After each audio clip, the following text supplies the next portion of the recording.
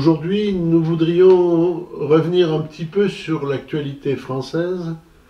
Notre pays a subi ces derniers mois une succession d'attaques terroristes meurtrières.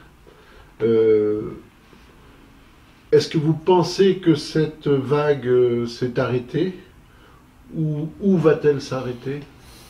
Hélas, en toute objectivité, je ne pense pas, car quel est l'objectif escompté de ces opérations, je dirais, plus que d'ailleurs que des actes, si vous le permettez, c'est de créer une tension, de créer ce que je vois moi-même, une sorte de guerre civile.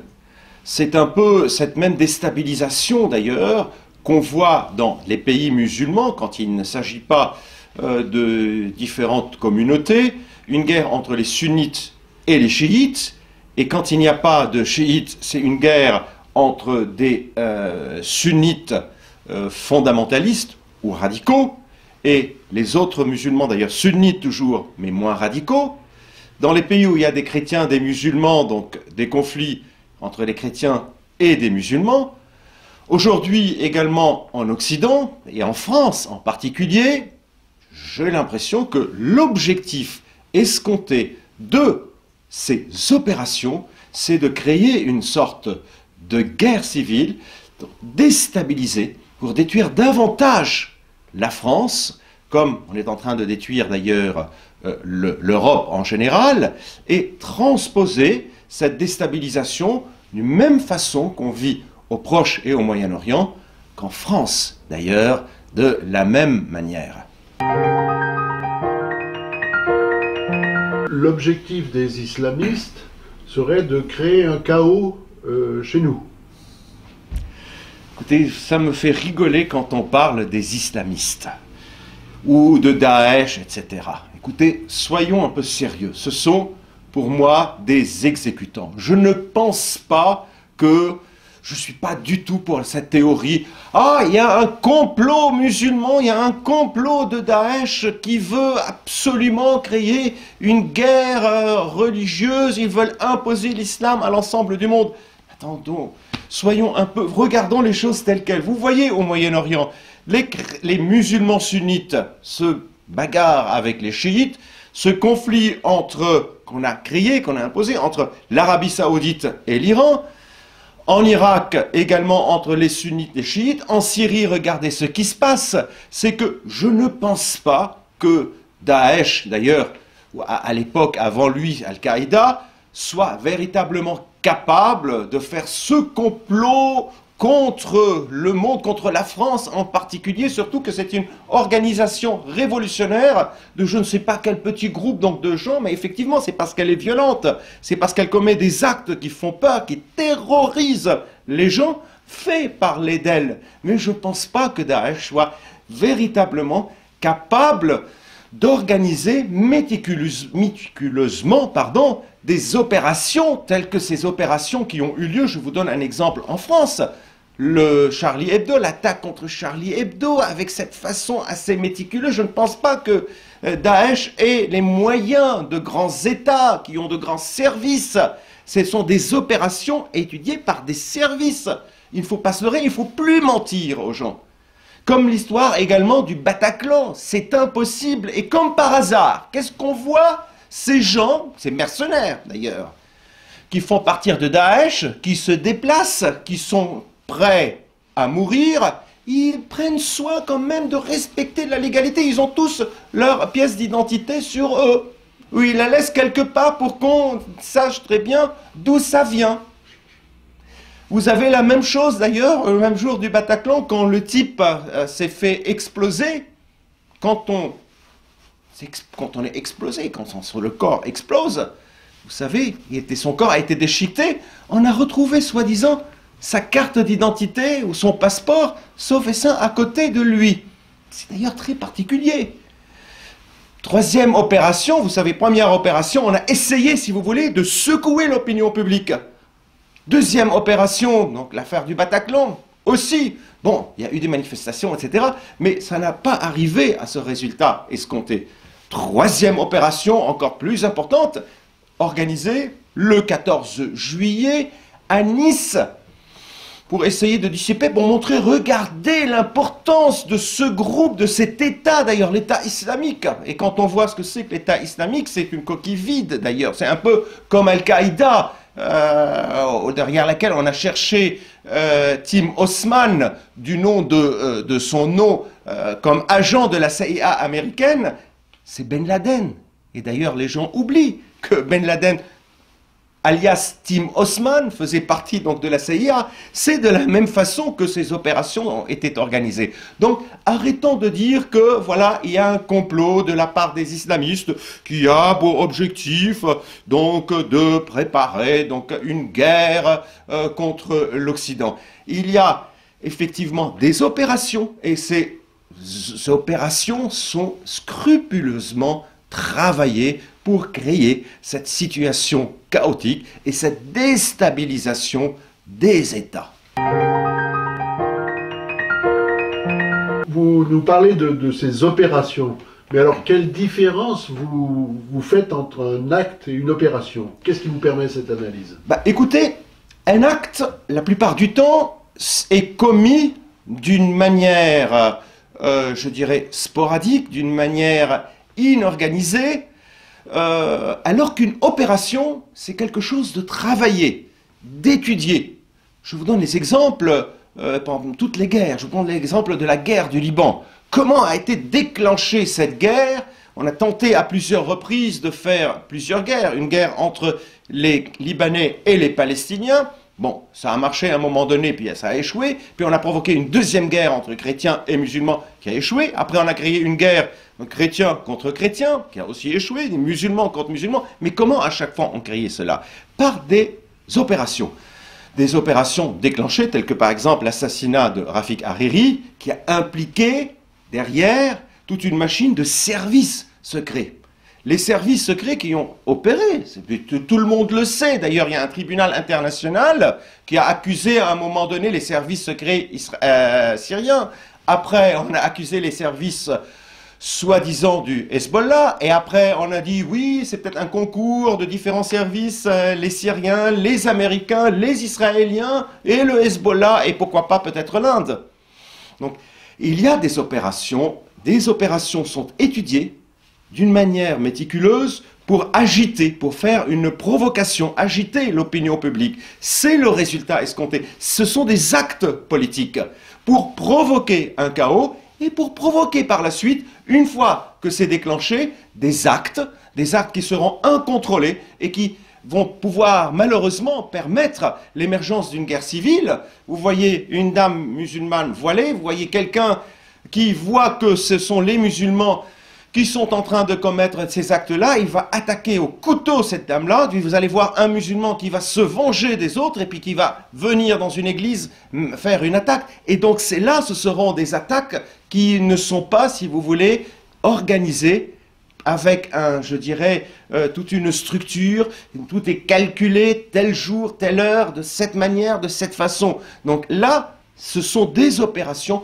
qui ont pour objectif escompter des actes politiques, secouer l'opinion publique, médiatiser cette affaire-là. Il y a tous les jours, en France, des attaques. Moi, je suis avocat et je plaide des affaires. J'examine, je discute avec des confrères. Il y a tous les jours des attaques, mais c'est des attaques qui ne peuvent pas être exploitées d'un point de vue médiatique. C'est la raison pour laquelle on n'en parle pas. Vous ne trouvez pas une émission de télévision ou sur les informations qu'on parle donc de ces attaques de tous les jours, parce qu'ils n'ont pas une signification politique. Or, ces opérations ont une signification politique qui permettent une exploitation médiatique et je dirais, un bouleversement de l'opinion publique. Vous distinguez deux phénomènes, l'islamisme ou l'islam politique et l'immigration, qui semblent liés. Comment opérer cette distinction? Effectivement, comme je vous le disais, c'est que en France, effectivement, les choses sont devenues très compliquées.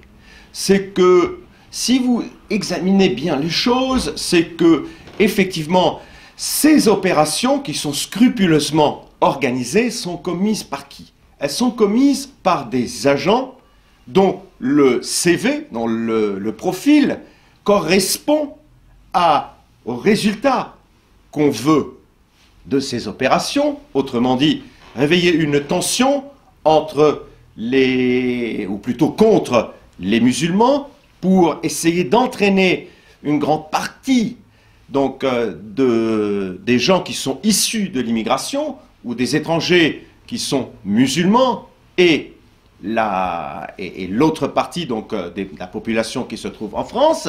Et c'est la raison pour laquelle on les choisit avec un prénom et des noms arabes. Deuxièmement, soi-disant musulmans. Or, la plupart, on a vu l'attaque à Nice. D'ailleurs, le type n'était pas spécialement, particulièrement croyant et pratiquant. On aurait pu choisir. Qu'est-ce qu'il y a comme mercenaires qui sont capables de commettre ces actes et qui sont franco-français, convertis à l'islam, radicalisés, et qui effectuent d'ailleurs des crimes odieux en Syrie ou en Irak, et qui font partie de Daesh. Mais ces gens-là, on ne les utilise pas pour effectuer ces mêmes actes en Occident, parce que ça ne donnera pas la même ampleur. Si je vous dis, Monsieur Dupont ou Monsieur Durand, franco-français, a commis tel acte, bon, tout le monde va dire, bon, c'est un acte entre Français entre eux. Même si le type a été converti à l'islam, on ne va pas vous dire, oui, ce sont les musulmans ou les arabes surtout. Ah, vous dites, attendez, mais c'est un Français qui soit converti à l'islam ou qu'il ait une philosophie ailleurs, de bouddhiste, etc. En revanche, quand on vous dit c'est Mohamed Salim d'origine tunisienne ou d'origine marocaine, eh bien, effectivement, on lit, on associe cette idée d'opération faite terroriste sur le territoire français à une personne qui vient de l'immigration. Ceci dit, effectivement, il y a aujourd'hui un problème réel en France qui est exploité aussi par ces organisations révolutionnaires qu'on dit islamistes, qui est celui de l'immigration. Pourquoi et comment? Parce que vous le savez mieux que moi, c'est qu'il y a eu une politique de la République, une politique en France, qui est celle de l'ouverture des frontières dans les années, surtout à la fin des années 60, début des années 70, alors que à cette époque-là, la France n'avait plus les moyens de pouvoir absorber cette population, cette arrivée de population massive sur le territoire français. Et donc le problème était là. Et aujourd'hui, que se passe-t-il? Ces gens ont été, je dirais, délaissés parce qu'il n'y avait pas des moyens de pouvoir les intégrer et les assimiler, et parce qu'il n'y avait pas de volonté aussi politique d'ailleurs. Et ils sont tombés dans la délinquance soit dans les stupéfiants, dans la drogue, etc., ou dans la délinquance, je dirais, de la violence.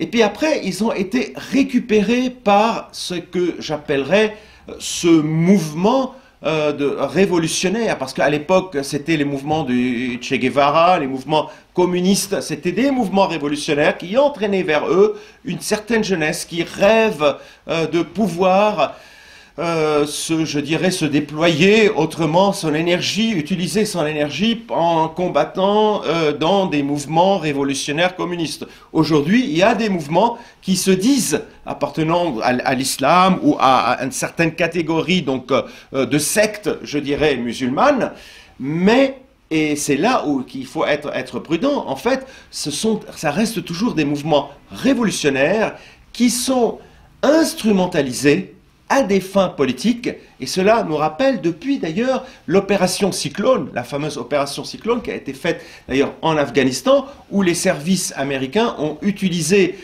Ben Laden, alias Tim Osman, donc son nom d'appartenance d'ailleurs à la CIA, et qui a permis la création donc d'Al-Qaïda. Donc ce qu'il faut comprendre, il y a d'une part un problème réel en France qui est le problème de l'immigration, et vous avez à côté, il y a un phénomène qui est beaucoup plus global, qui est le phénomène, je dirais, de l'islamisme. Et ce phénomène, je dirais, révolutionnaire de l'islamisme, c'est un mouvement, je dirais, au niveau global, et qui est en train d'utiliser quelque chose de très important. C'est que quand il y a, en fait, des actes en France d'islamophobie qui ont été provoquées par des opérations méticuleusement préparées et opérées sur le terrain, ça crée un sentiment de rejet contre tous les gens qui font partie d'une certaine communauté. Et donc, dans ce cas-là, ces gens qui sont complètement de plus en plus rejetés vont se trouver attirés par ce système ou ce mouvement révolutionnaire qui est celui de Daesh, d'Al-Qaïda ou bien d'autres.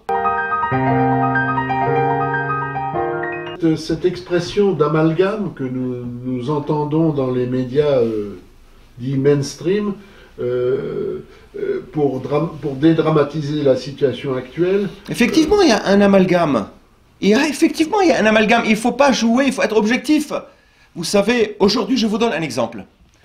Aujourd'hui, quand même, les gens des pays du Proche et du Moyen-Orient, en particulier en Syrie, ils voient que ce sont les Occidentaux, je vous donne un exemple, particulièrement la France d'ailleurs, il y a des politiques en France, je ne vais pas citer de nom, qui ont déclaré officiellement, publiquement, des membres du gouvernement, que Al-Nosra, équivalent de Al-Qaïda d'ailleurs en Syrie, fait du bon boulot en Syrie. Donc il y a eu une aide, je dirais, un encouragement, une propagande de la part de la France, le pays légal, je dis bien, je ne parle pas des Français, pour appuyer ces différents mouvements, ces mercenaires, ces islamistes, pour commettre les pires atrocités, des massacres de centaines de milliers de Syriens, de centaines de milliers d'Irakiens, de centaines de milliers en général qu'on vous trouve également en Libye.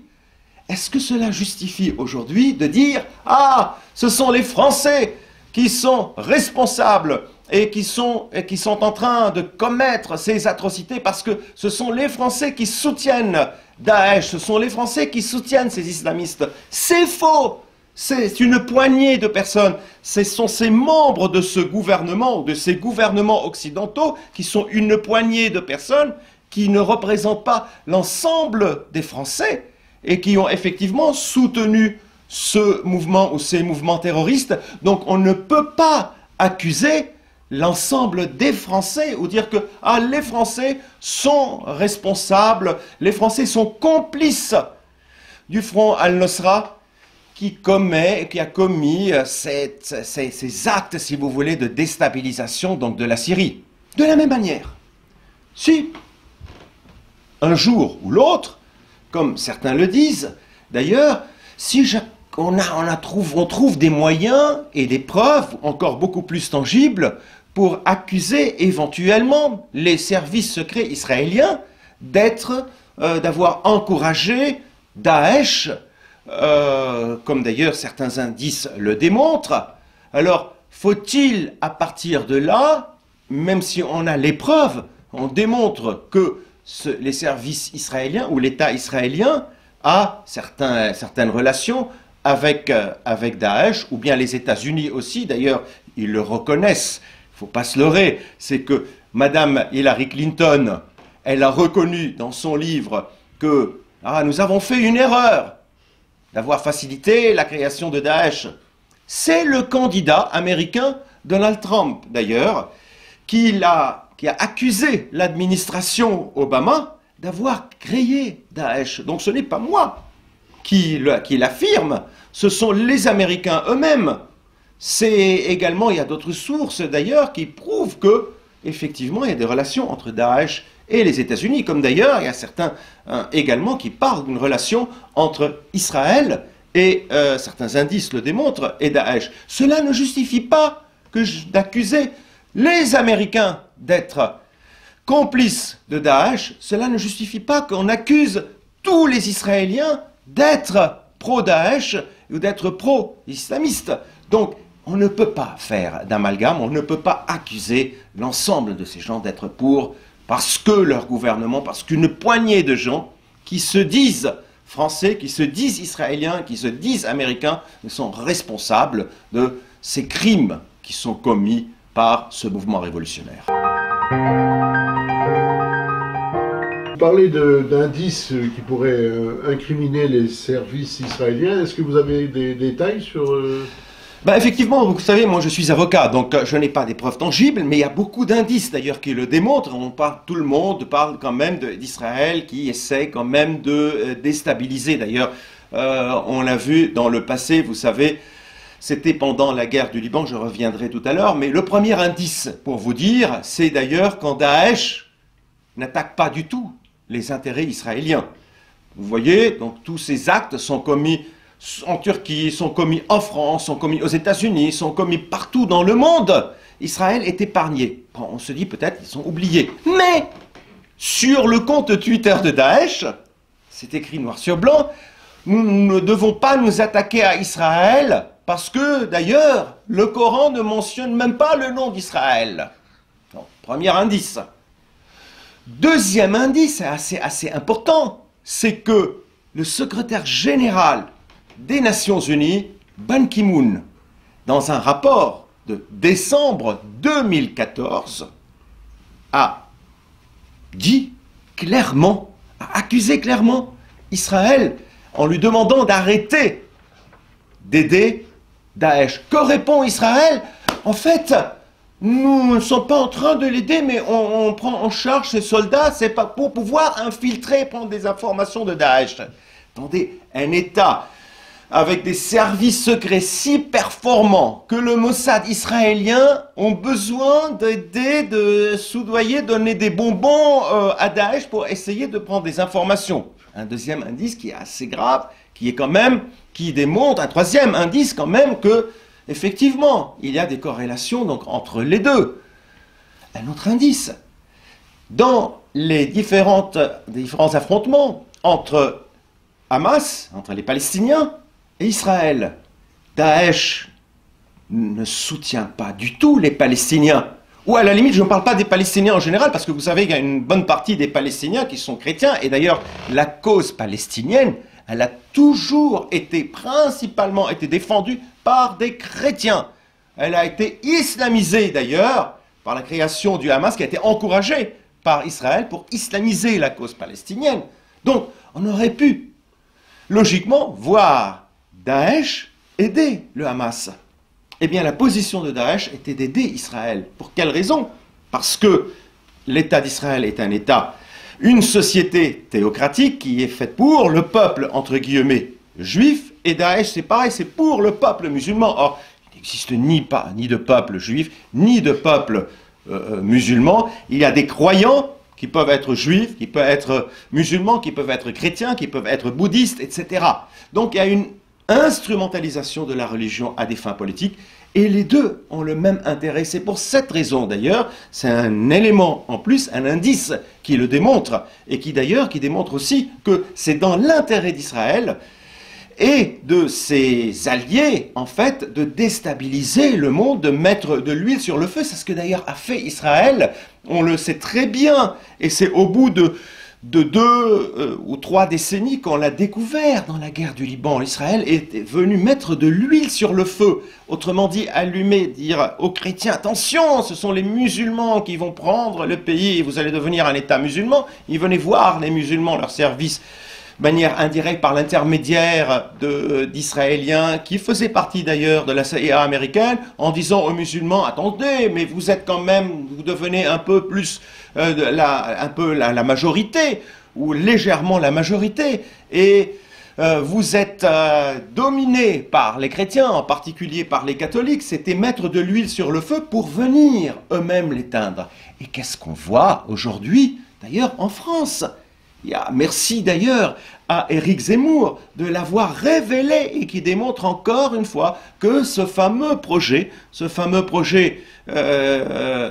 Kissinger, ou ce fameux projet sioniste de mettre de l'huile sur le feu pour venir l'éteindre, les pyromanes pompiers, on le voit parce que Éric Zemmour d'ailleurs l'a très bien démontré en disant, c'est comme d'ailleurs la situation au Liban, que l'armée israélienne serait prête à venir libérer la France et les banlieues comme l'armée israélienne était intervenue au Liban. Donc il y a beaucoup d'indices qui prouvent, qui démontreraient, je dis bien, qu'effectivement il peut y avoir également effectivement une participation, un lien entre les services israéliens et ces groupes islamistes. venez de nous dire que la France était affaiblie, détruite. Pourquoi? Oui, effectivement. Je le dis, je le confirme, encore une fois, la France a fait l'objet d'une destruction progressive. Et l'identité française, elle a été complètement bafouée. L'identité, je dirais, culturelle, l'identité religieuse, en particulier depuis la révolution de 1789, avec l'imposition de plus en plus de cette laïcité qui est l'une des devises d'ailleurs de la République, une laïcité outrancière. On a étouffé même l'Église catholique.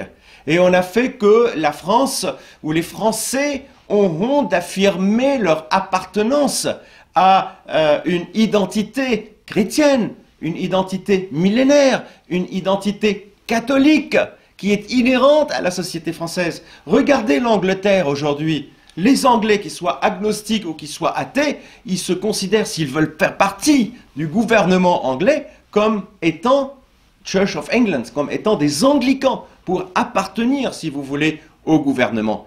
Alors qu'en France, c'est la honte si vous dites, si vous communiez, si un chef d'État communie en public, vous vous souvenez avec cette polémique qui était relative au président Chirac quand il a communié lors des obsèques du président Mitterrand, attaqué partout, la France est laïque, etc. Et aujourd'hui, on s'étonne de voir que, effectivement, des gens qui sont issus donc de l'immigration dans cette vague, je dirais, d'islamisation, qui soit tournée vers l'islam ou vers d'autres religions, ou vers des sectes. Parce que pourquoi? Parce que la nature a horreur du vide. Et ces gens-là, et d'ailleurs c'est ce qui explique le phénomène de la conversion de certains chrétiens, d'ailleurs, et à l'islam, parce que la nature a horreur du vide. Et c'est l'Église de France qui a failli à son devoir. Depuis le Concile Vatican II, il faut le dire, c'est qu'il y a une inertie de l'Église catholique, ce qui fait qu'il y a un vide total. Et comme la nature a horreur du vide, les gens sont dispersés, les gens sont perdus. Et c'est la raison pour laquelle que la France aujourd'hui, elle a été de plus en plus détruite par l'absence, la disparition des fondements de la France et de son identité millénaire. Aujourd'hui, quand on vous dit que nos ancêtres, les Gaulois et les gens, on peut, non, non, non, mais écoutez, mais c'est quoi ça? Mais attendez, je vais vous prendre un exemple. Le Liban, qui a connu plein d'invasions et puis d'un brassage de cultures, etc. Les Libanais aujourd'hui, qui sont, je dirais, le fruit de ce brassage, ils le disent tous que nos ancêtres, les Phéniciens. Qu'est-ce qui change si on dit aujourd'hui, c'est effectivement, quels sont les ancêtres de la France et des Français? Ce sont les Phéniciens? Non, ce sont les Gaulois. Et effectivement, pourquoi cette honte, pourquoi ce complexe, pourquoi cette culpabilité? Et donc, ça c'est un élément qui était assez important. On a créé un sentiment de culpabilité chez les Français pour détruire la France et pour leur permettre d'accepter les différents choix qu'on leur imposait. Et c'est ce qui avait encouragé d'ailleurs, dans les années 70, cette vague d'immigration.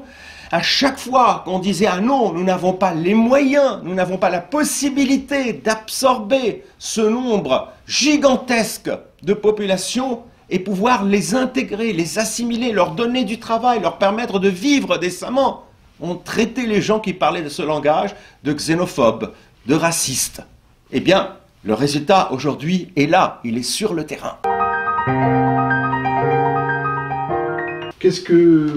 Quelle solution vous préconiseriez pour sortir de ce marasme? Écoutez, la solution est très simple et logique. Il faut revenir à source de ce mal et non pas les conséquences. Quelles sont les sources? Qu'est-ce qui a créé cette situation et ce marasme? Comme je le disais tout à l'heure, c'est que on s'est complètement coupé de nos racines. Et il faut retrouver nos racines. Quelles sont ces racines que nous devons retrouver? C'est les racines millénaires de la France, notre identité française, culturelle, chrétienne, culturelle aussi. Je ne parle pas, je ne suis pas en train de faire du prosélytisme ou d'obliger les gens à se convertir au christianisme ou à la catholicité, mais c'est d'affirmer tout le monde, quand vous sortez de la France, quand vous posez la question, on vous dit l'Italie, la France, l'Espagne, le Portugal, les pays catholiques. Quand vous allez en Russie, on vous dit le monde orthodoxe, qui est dirigée en fait par Moscou, qui est devenue la capitale de l'orthodoxie politique et a pris la place d'ailleurs de Constantinople, c'est la capitale de l'orthodoxie, du monde orthodoxe.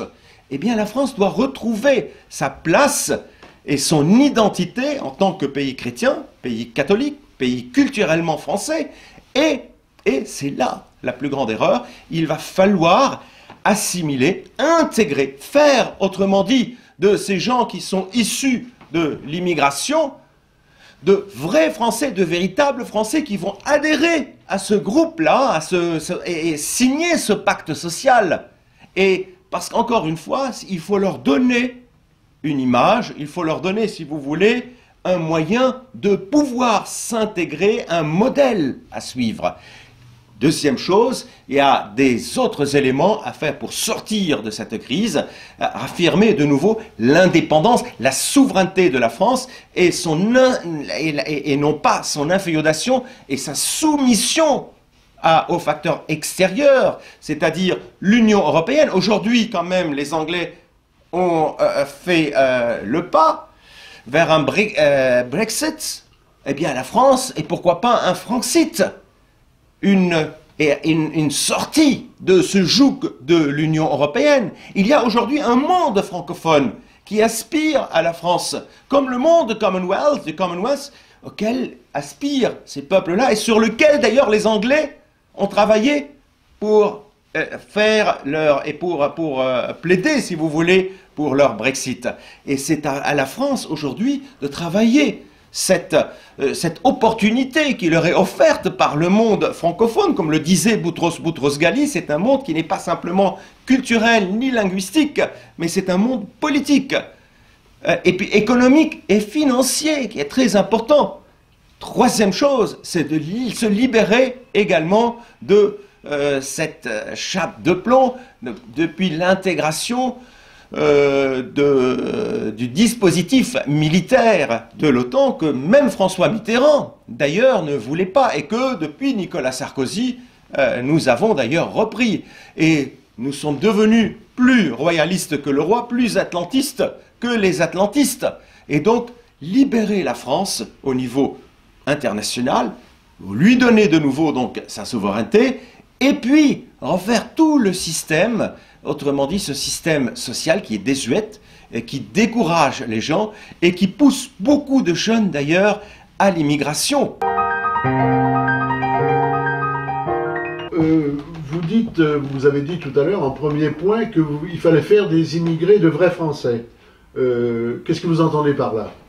Écoutez, comme je vous le disais, c'est que ces immigrés, d'ailleurs, qui sont venus par un truchement qui est celui du gouvernement, des différents gouvernements, d'ailleurs, de droite comme de gauche, qui ont adopté la même politique, ont utilisé cette carte donc, de l'immigration massive pour en faire un enjeu politique. Alors que ces gens sont arrivés, il n'y avait pas de moyens, ni économiques, ni, je dirais, matériels, pour pouvoir leur donner une possibilité de pouvoir s'assimiler ou même être identifiés aux franco-français. Ils ont été placés dans des ghettos, ils ont été ghettoisés, ils ont été complètement marginalisés, sans aucun effort, alors qu'ils cherchaient quoi? On leur a promis, écoutez, vous venez en France, vous allez trouver du travail. Pas de travail.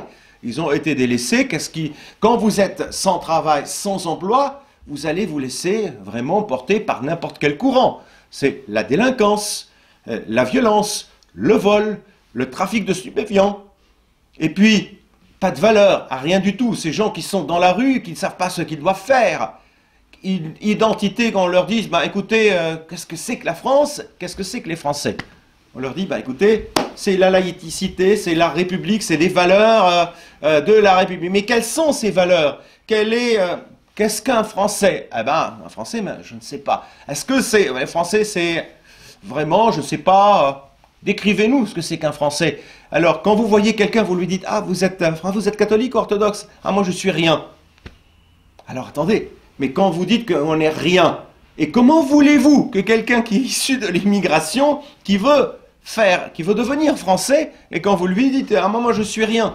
Et c'est la raison pour laquelle ils ont été attirés par ces différents prêches, par ces différents mouvements aujourd'hui révolutionnaires, pour faire partie donc de ces groupes-là. Donc, il va falloir donner la possibilité à ces gens-là, et c'est pour ça d'ailleurs que j'accuse aussi l'Église de France d'être responsable de cette situation où les gens sont complètement perdus. Il faut donner des repères, aussi bien aux Français, aux Franco-Français, qu'à ces gens des gens issus de l'immigration, pour créer un véritable pacte social et faire cesser ce communautarisme qui ne fait pas partie, qui n'est pas du tout inhérent à la sociologie française. Et c'est là où on crée une véritable solidarité et on crée un maillon social. Revenons-en au début de cet entretien. Comment éradiquer le fléau du terrorisme? Eh bien, écoutez, le fléau du terrorisme, comme toujours, moi, c'est un peu ma formation, c'est l'empirisme organisateur. Il faut examiner, constater, trouver une solution. D'où vient ce phénomène terrorisme? Il y a deux facteurs. Comme je le disais, il y a un facteur interne et il y a un facteur international. Je commence par le facteur peut-être international qui est plus important. C'est un facteur global, qui est celui de cette globalisation, qui est lié à ce phénomène de cette révolution, ce système révolutionnaire, cet enjeu politique qui est le fruit de cette instrumentalisation de la religion à des fins politiques qui a été expérimenté depuis des années, depuis même, je dirais, le début du XXe siècle, et surtout à partir des années 70, avec d'une part la révolution iranienne, avec l'opération Cyclone donc de l'Afghanistan, jusqu'à la création bien sûr de fameuse Al-Qaïda, et aujourd'hui on voit ça avec Daesh. Donc il y a une question internationale et malheureusement on est tombé dans ce piège parce que la France a pris certaines positions politiques internationales qui ont attiré je dirais, une certaine animosité de ces groupes-là, en particulier depuis Nicolas Sarkozy qui s'est complètement inféodé à l'atlantisme, aux puissances atlantistes. Donc voilà ce volet international. Nous l'avons vu pendant la guerre d'Irak, la France n'a pas fait l'objet d'attaques. Pourquoi? Parce qu'il y a eu, il faut le reconnaître, et chacun quand même commet des défauts, mais quand même certaines qualités. L'une des qualités de la politique extérieure étrangère de Jacques Chirac, c'est ne pas être intervenu en Irak. Deuxième volet, et c'est là aussi le plus important, c'est qu'aujourd'hui, dans ce système je dirais, de révolutionnaire fondé sur l'islamisme, qui est d'ailleurs fondé sur une secte, ou sur des sectes, qui travestissent certains préceptes, ou principes de l'islam, qui d'ailleurs rappellent les sectes aux États-Unis des évangélistes et d'autres qui se fondent sur des lectures littérales en fait de l'évangile qui ne correspondent pas du tout réellement à la réalité de la foi et de la religion chrétienne. Donc ces mouvements révolutionnaires sont en train d'utiliser des moyens pour attirer vers eux, radicaliser certaines personnes. Comment se passe-t-il? Comment se passe ce phénomène? Tout d'abord, vous avez des prêches. Ces prêches sont financés, sont aidés, sont stipendiés par l'extérieur, en particulier les services, et par l'intermédiaire des bras. Et ces bras, c'est le Qatar qui est inféodé à ces services internationaux. Il y a également l'Arabie Saoudite. L'Arabie Saoudite, encore une fois, qui depuis le pacte de Quincy est coincé, c'est le mot de le dire, par les Américains. On l'a vu d'ailleurs avec Ben Laden dans les années 70, en 1979, comment on a fait appel à lui, comment Turki Al-Faisal a fait appel à lui pour faire partie de la CIA américaine, de créer ces fameux combattants internationaux. Et c'était une expérimentation en Afghanistan, opération qui a été réussie. Après, c'était dans les pays de l'Est.